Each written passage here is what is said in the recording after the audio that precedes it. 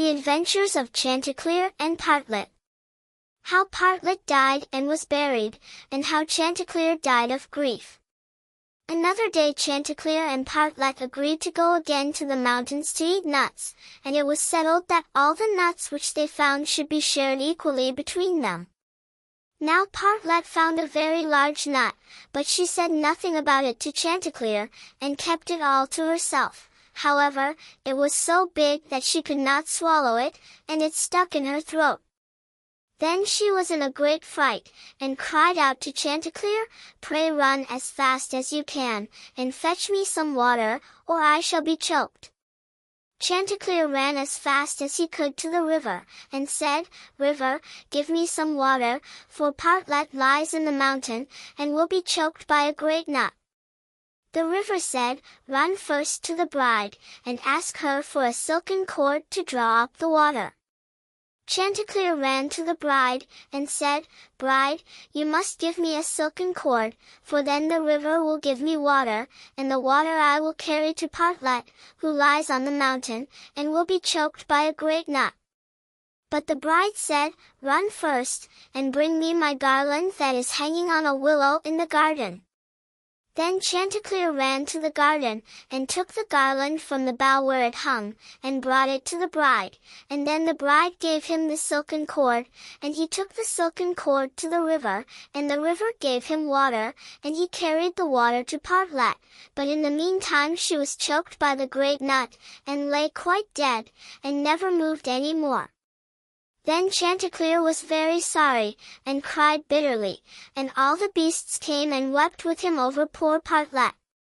And 6 mice built a little hearse to carry her to her grave, and when it was ready they harnessed themselves before it, and Chanticleer drove them. On the way they met the fox.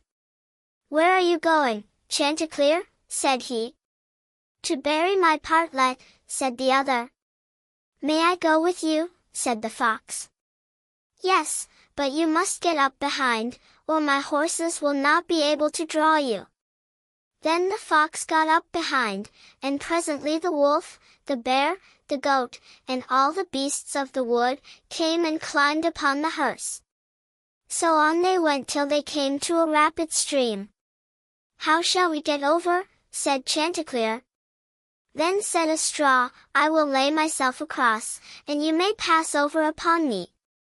But as the mice were going over, the straw slipped away and fell into the water, and the 6 mice all fell in and were drowned. What was to be done? Then a large log of wood came and said, "I am big enough, I will lay myself across the stream, and you shall pass over upon me." So he laid himself down, but they managed so clumsily, that the log of wood fell in and was carried away by the stream.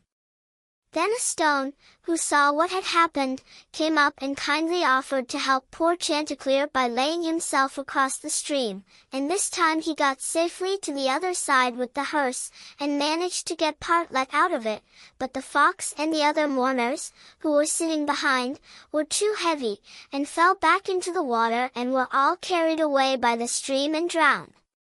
Thus Chanticleer was left alone with his dead Partlet, and having dug a grave for her, he laid her in it, and made a little hillock over her.